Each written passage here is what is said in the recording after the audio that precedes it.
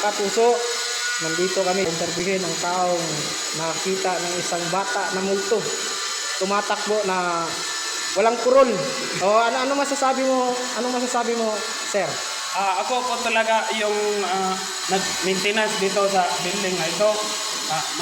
Nakikita po kami na bata na lumalakad na naglalaro sa mga ilaw na nakasarado, binubuksan niya, yung mga binubuksan na naman, pinapatay niya, mga bata na tulad ng ganyan, mapangit yung muka, matangos yung lunggan. At habang nag-i-interview kami, may isang bata na nagpapalong ng suga. Hala!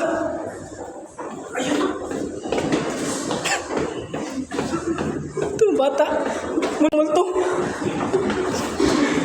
Siguro nakikita yun, sir. Yung bata na nagdadagan-dagan.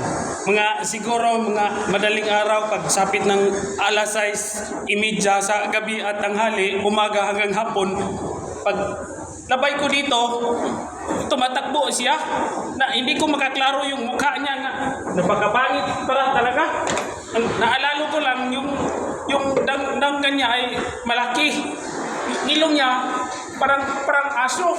Nga, isa lang mata dito mata niya. Walang ngipin. At habang nag-i-interview kami, may nakikita kaming isang multo.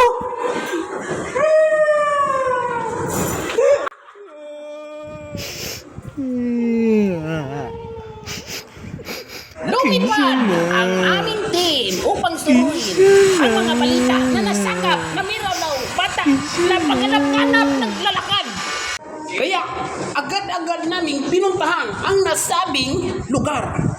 Nagkabit ng CCTV camera ang aming team upang suriin ang mga balita na nasagap na may ilaw na patay sindi. Yung mga bata, kitang-kita sa CCTV yung bata, gumagapang.